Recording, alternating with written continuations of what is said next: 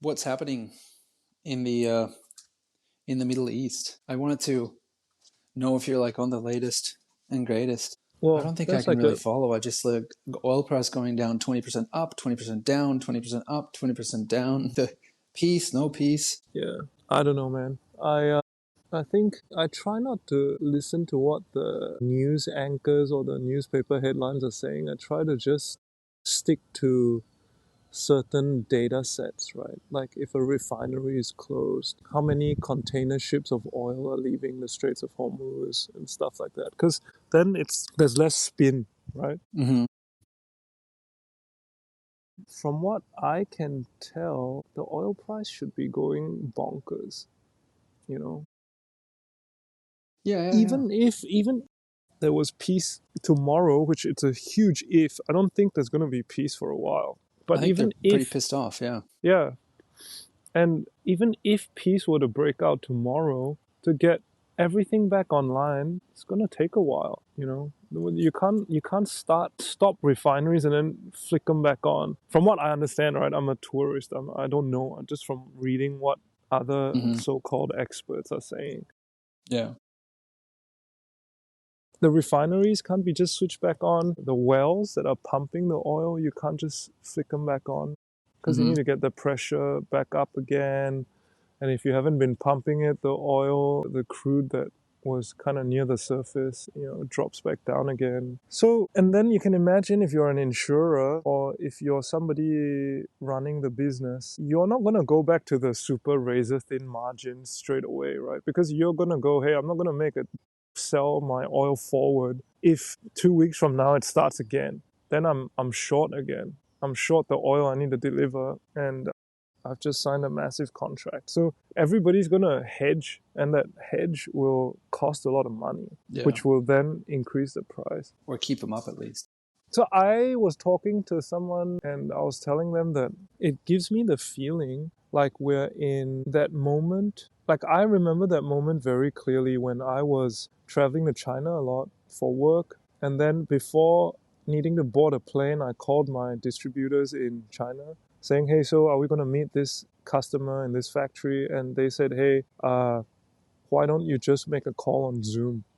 And I'm like, what do you mean make a call on Zoom? Like the last 50 times I've been in China, all the meetings could have been on Zoom, right? Like I would fly there jet lagged, be in a car for 8 hours, 6 hours, 4 hours, right? To go shake somebody's hand whilst trying to stay awake, to just give them like a basic introduction to our product that could have easily been done on a Zoom call. But in China, it was so important to show your sincerity and then, show up, shake their hand, build trust so that they would be okay to, sign up and do business with you. And then all of a sudden, these guys are telling me, no, don't do that. We're not allowed to travel anymore. Nobody is traveling anymore for sales in China. Everybody's doing it via Zoom. And I'm like, really? Is it that bad? And they were telling me, oh, we know a few people in the industry that have died. They're like in their 60s.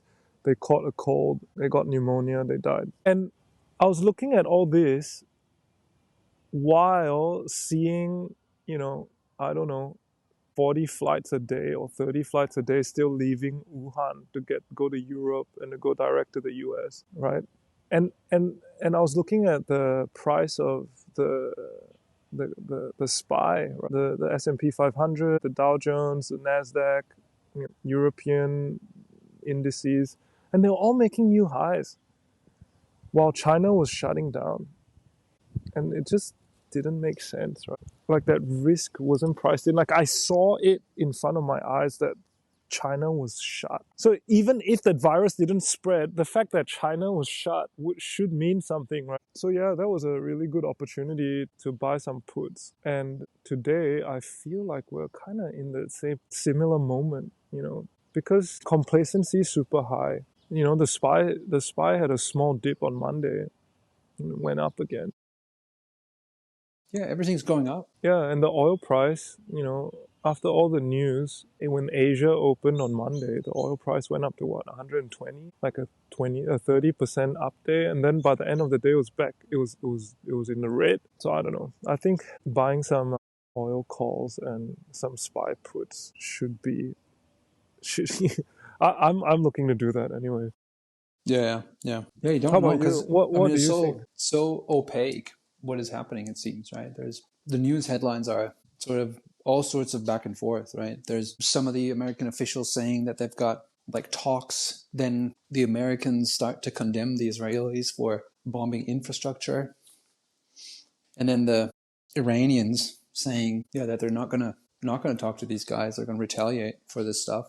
So it's this wild back and forth. Nobody really knows what's going on, and then the oil price doing what it's doing. Yeah, I think really just don't look at what people are saying. Don't worry about what officials are saying. Just look at on the ground what's happening, right? Like, so today I looked at this graph showing how many, like I said, how many container ships were leaving the Straits of Hormuz, and Mm-hmm. it's near zero, Yeah. right? And then I saw like 2 days ago an Iranian desalination plant got hit. So Iran, if I'm not mistaken, needs less than 10% of their water to come from desal plants. But Mm-hmm. the rest of the Gulf, all the Gulf states, if you were to look at them in aggregate, they need something like 70% or more of their water to come from desal plants. Yeah.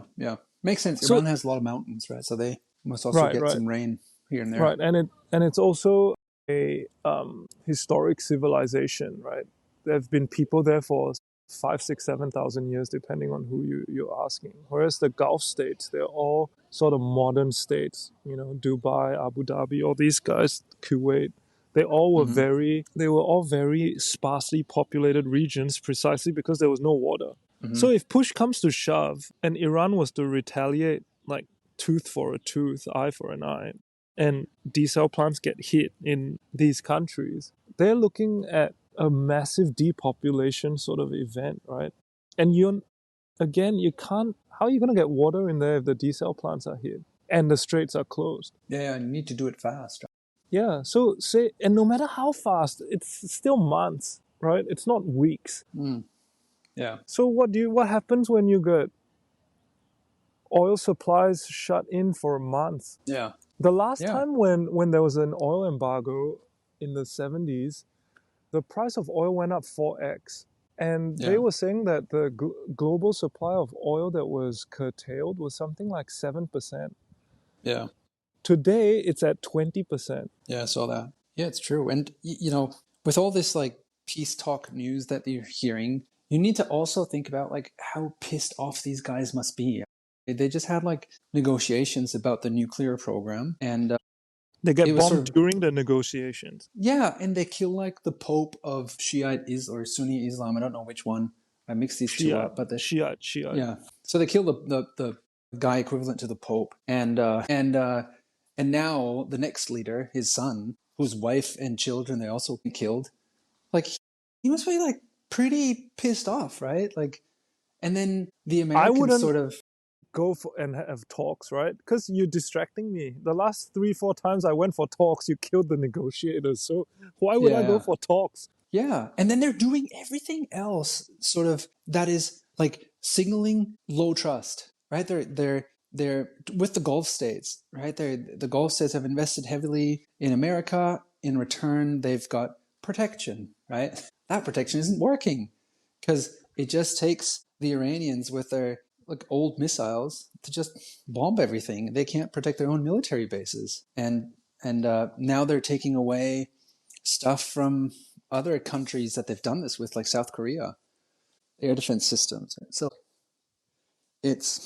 I don't see it really ending that quickly. I would love for it to end, but And you yeah, also have to take into consideration not what the leaders of Iran wants to do, but also the people, right? If after everything that's happened in Iran, after all the attacks they've come under, if you suddenly go and say, "Oh yeah, we'll make peace," or we'll let them off the hook, what would the people say? Like the people know that the schools have been hit. They know they watch on the news how like what 60 girls died and 15 teachers in that first day because a school got hit. And now America says Israel hit a oil depot, which then caused toxic rain to fall on Iran, right? Which kind of like can melt, can melt Yeah. plastics, and it's dangerous to breathe. And people are talking about how you go out on the street and the pavements and the cars and the trees are covered in toxic sludge. Like, why would these guys say, let's make peace now? Yeah, yeah, yeah. Like They what would go, yeah, like what do the Americans now have to offer to end this, right? Because the Iranians are they're not going to unless they get like completely atomic bombed, they're not going to go and say like, okay, we want peace now, right? Like, what do the Americans have to offer to turn this around? That's the question that I think you need to ask, and I don't think there's a lot that they can offer at the moment I think because they've alienated them anyway. the only thing they can offer is to say like we demilitarize the whole region. Yeah, Because I think the only thing Iran's going to go and say is we'll only agree to let oil flow again if you can prove that there's no way you can attack us. yeah. But Because even what's if they Israel drop, going to do, right? yeah, exactly. So you're faced with this rock and a hard place. Nobody's going to back down. Yeah, Israel's yeah, not going to demilitarize, right? yeah, And I don't know, man. It's like a nightmare scenario. yeah, yeah. So then, I mean, there's nothing I can do about it, but I, can look at the yeah. What is that to the initial question of what's that going to do to the oil price? I don't think it will go But down. yeah, and what you can do is be super happy on New Zealand. Yeah, I am. I remember, when they had these first. Oh man, it was like when we were still in Cyprus, and so we were in Cyprus 1.5 years ago or 2 years ago. Yeah, 1.5 years ago, I think. And there was something I don't remember what it was exactly. If it was that first thing with Iran or Gaza, whatever it Yeah, was. yeah, And yeah. With I remember Gaza, I back think. then saying like, oh, I need to get out of here. Yeah, I Too remember close. them using the Cypriot air bases, right? The RAF, the Royal Air Force, and Yeah, they were loading a lot of armaments through Cyprus. yeah, And exactly. this also puts a lot of pressure on the Russians, right? Because Iran's basically doing what a lot of Russians are asking the Russian government to do. Because the Russians know that a lot of the attacks on Ukraine during the war in Ukraine and also towards Russian cities are being coordinated or launched or supported via European forward bases like Ramstein, right? Yeah, So Iran's gone and said, all right, you guys are launching your attacks from Bahrain, Qatar, Kuwait. yeah, So we're going to attack those bases that are launching those attacks. yeah, We're so far trying our best not to hit civilian targets. I mean, this is officially what they're saying, but they have definitely attacked military infrastructure in the Gulf region, yeah, yeah, right? So now if you're Russian, you look at your government and you go, hey, so my sons are fighting in Ukraine. Missiles are being rained down on them. The tanks and everything are being repaired or supplied via Poland and Germany and Sweden and yeah, yeah, Finland. What are you doing? yeah. Let's Why send some why are rockets there you too. why are you allowing them to continue to do that? Yeah, And who cares what the Germans think? They're already Merz is already, that's not what I'm saying. That's what the Russians are saying, right? They're saying like yeah, yeah. Merz is saying like launch all these long-range German Taurus missiles. I mean, if the Chancellor of Germany is saying that, what are you waiting for? You're gonna Yeah. wait for him to do it and hit To Moscow strike before you first. react? Yeah, yeah, yeah. So Man, it's this not getting crazy prettier. huge. I've Yeah, been that's taking true. I mean, it's the taxis president. I've been taking taxis around China, right? And all of them see my wife and two kids in the back looking like they're not Chinese. And they go, oh, where are you from? And we say, oh, Germany. It's like, oh, how long are you in China for? 3 months. It's like, what? Why only 3 months? Why wouldn't you stay here longer? The rest of the world's going up in flames. That's true. So why don't you? We'll bring my wife on the next podcast. Well, how's she liking it so far? I think it's just about the language barrier, but I think slowly, she's getting used to it. She sees, other Europeans here. Yeah. There are a lot less Europeans in China now compared to 5 years ago. I met a Why Belgian so? lady today. Yeah, I met a Belgian lady today who sends her kid to the. She sends her kid to the same kindergarten that we're sending our kids to. She said that 5 years, she's been here 7 years. Her husband works for a European company. She said 7 years ago, there were 60 families in Suzhou that were from Belgium. And today there are only two. Why did they leave? I think they all left during COVID, during the lockdowns. They were like, oh, it's too hard. I'd rather be home. Yeah, okay, And that makes sense. yeah, but then once there was that massive exodus, I think the Chinese government didn't give out work visas as openly as before, because then their positions got filled by Chinese. And so then the government was like, yo, we're not going to let you come in. And then the Chinese guy who's been doing your job the last 5 years, 4 years, 3 years, he now has to lose his job to let you come back. Yeah, makes sense. Yeah. So for the Chinese government, they're like, unless you can prove that this job can't be done by a local, why would we give you that visa now? You left when the times were bad. Why should we let you come back? Yeah, makes sense. Okay. I mean, yeah, I mean, you got 3 months to explore the place a bit more. Check it out. See if you like it. See if it could be something. But I agree. I Explore. wouldn't. Yeah, but I agree. I wouldn't want to be in Europe. Europe seems to be in a pretty shitty situation right now. Especially, I mean, I've also heard this from Australia, right? Australia seems to have like 30 days of oil reserves, and they're in the US. Yeah. Yeah, you Talk can't about make this up, talk right? about strategic incompetence. Right? Yeah, that's the most dumbest thing ever. And Australia is the most amazing country ever, right? They're far away from everything. They've got lots of ocean around them. It's beautiful. It's a great climate. They've got they've got a shit ton of oil as far as I can tell. They've got gas, they've got natural resources, and yet they're so utterly dependent on everything. But I think that's by design. You know, if you would have Yeah. asked me 5 years ago, I would say these governments, they're making the dumbest decisions, right? It doesn't make Mm-hmm. sense, but it's because governments are stupid.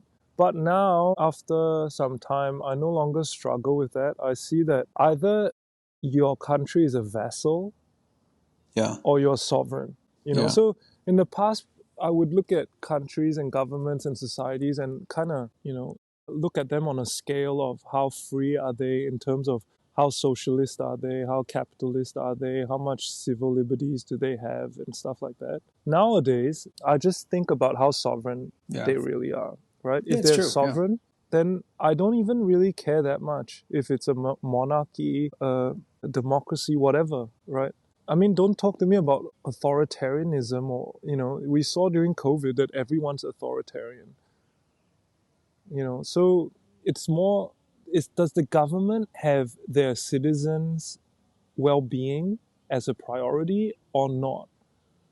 And that's it. Because if they're a vassal, then their allegiance is to someone else, right? So, Yeah, it's true. Yeah. and there are not that many sovereign countries anymore, right? Like if you were living in the Gulf states right now, you would ask yourself, are we sovereign or not? Like, why did we put all our savings in the hands of a government or in the hands of an empire that doesn't protect us? It reminds me of Singapore, right? During the Second World War. We didn't have a military. We were a British colony, and we saw the Japanese being aggressive, coming down from China through Southeast Asia. And we couldn't do anything. And the British were like, yeah, we'll protect you, we'll protect you. And then they just upped it and left, right? They just sent all their soldiers to North Africa. They had to protect interests that were more strategic. And so Singapore was basically left open. The British surrendered without much of a fight. And all the British and Australian troops then got put in a concentration camp. And then a lot of the Chinese got massacred. I think that was a huge wake-up call for the local population to go, hey, you need to take some of these things into your own hands. And maybe the Gulf states is going to wake up to that reality. And who knows, maybe one day when I am old and need to wear dentures and I'm using my walking stick, maybe the Europeans will realize the same thing too. Well, I think right now what is happening is probably a bit of a wake up that's going on, right? I think the Europeans are also slowly waking up to their energy dependence. Right now, if gas prices go up so much because they can't get the Qatari gas anymore, and they also pissed off the Russians, so they're not going to give them anything. What are they going to do? Right? They can import from America, but you can't suddenly switch 100% of your supply to that because the Americans probably can't supply it. And as they are now learning more and more, the Americans they've got their own interests at mind only, and not the Europeans. They don't care. Yep. And I saw some LNG shipments that were heading towards Europe. Mm-hmm. You know, they just turned around and headed to Asia because Asia's got more buying. Yeah, yeah, yeah. We're gonna take more. Yeah, So Europe's in a hard place. If they got no industry, what are you gonna do? Like, how are you gonna bid for that energy when you've got no money? What do you have to offer? You want to offer cars? Well, you don't have energy to build the cars, and the Chinese cars are half price anyway. yeah, yeah. It's true. And you can't run a whole economy on French cheese, right? Yeah, maybe half of it. But did you see? I saw this. I saw this tweet from. It had Ursula von der Leyen from the European Union. She About was. nuclear. Yeah, she was talking about nuclear. I don't know. I don't know. Like what a European thinks, right? They've watched these governments lie to them, saying that the whole economy can run off solar, which it can't, right? And and then they've decided to bomb their own nuclear power plants, and then now they suddenly get religion, and what? Yeah. Now they're supposed to raise taxes to build what new nuclear power plants, or And it's like it's not long ago since they disassembled the last one, right? It's like 2 years ago. Like, how dumb of a move is that? yeah, that's why I'm saying it's not dumb. It's just vassalage, right? Yeah, yeah, yeah. It's so obvious that the enemy's inside the lines, right? Like Mm-hmm. what's happening now with Iran and they're bombing nuclear power plants? Like the Germans did it to themselves. You don't even need to attack them. They did it themselves. Yeah, they disassembled it themselves to make them dependent on other energy sources. There was no reason to disassemble them. You could have just shut them down. Like why did you go and blow them up? Yeah. Unless you wanted to be sure of handicapping yourself so that industry would start moving towards the US. That's the only reason. Yeah, yeah, yeah. Yeah. It's that political influence on that level. And I wonder, yeah, I don't know, it's just crazy. These influence streams that are happening in the world. So find somewhere sovereign to live. Anyone who's listening to this, why pay taxation to a government that does not have your interests at heart? Well, And look, but then there's not a lot of countries left. yeah, there's not a lot. If you're gonna, there's a saying: if you're gonna panic, panic first. Mm. Better get on the lifeboats before everyone else wants to get on. Yeah, yeah, that's true. And be healthy enough and have the financial means to be able to make that move, right? We talked about it a week ago about moving countries and having that mentality to say, hey, let's be flexible and do what's right for our kids. Right? Yeah, yeah. Be able to move if you need to. Yeah. And I think then, like, a sovereign country is nice to have. If you can get it, cool, go for it. But if you can't, just be ready to move. It's like, like let's say you settle down in Dubai, right? Like, if you're flexible enough now, you can get on the first Emirates flight that goes out, take that and go somewhere else, right? You have to be flexible enough and you have to have that money. Because Yeah, yeah. how much do you think those flights are going to cost? Well, but even if they're cheap, let's say, your whole business is something and your whole income stream is something and you don't have any savings that is tied to Dubai, then you can't make that move. Or it's going to be a very, very tough move, right? Yeah. And then you'll be there waiting, hoping that that diesel plant doesn't get hit. Because once it does, Yeah, you're in even deeper trouble. yeah, when you're stuck in a country that is 70% dependent on water that needs energy from refineries that are now shut down, and it's 50 degrees in summer, and you can't turn the AC on. Yeah, doesn't sound like a great place to live to me. Yeah, that's it. I think you need to be,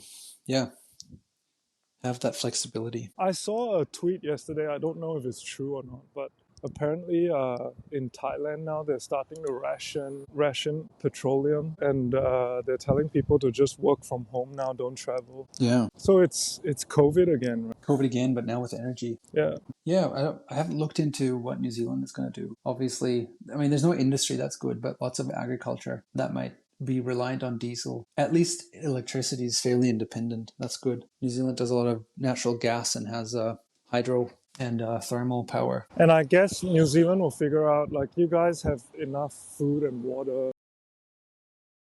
Yeah, I mean, yeah, water is good. We're good with water. And nobody cares, right? It's just far enough, far away, far away. It's amazing how when this stuff happens, your your view on what's important, right? The priorities, they get so quickly, they come into focus so quickly. Like what are really the important things? Mm-hmm. Yeah, having that financial safety. Was this Luke Groman comment that he made on a podcast, and I thought it was interesting because I was seeing sort of this AI bubble in a way that I think like people will lose their jobs short term, midterm, maybe there'll be a lot of disruption, but in the long run we'll figure it out. But there'll be other stuff that people will be doing that we cannot foresee yet. That's my take. And Luke was sort of painting it more extreme, and I think I think he's looking into this sort of from a short term perspective, saying there's going to be massive disruption. I agreed that, but I think like the interesting point that he said is that if these people lose their jobs and the system that they're in is so leveraged, meaning like everybody has a mortgage on their house and they're living paycheck to paycheck basically to survive. Nowadays you take out a mortgage or you take out a loan to get a TV or to buy even food, right? You can do that with food.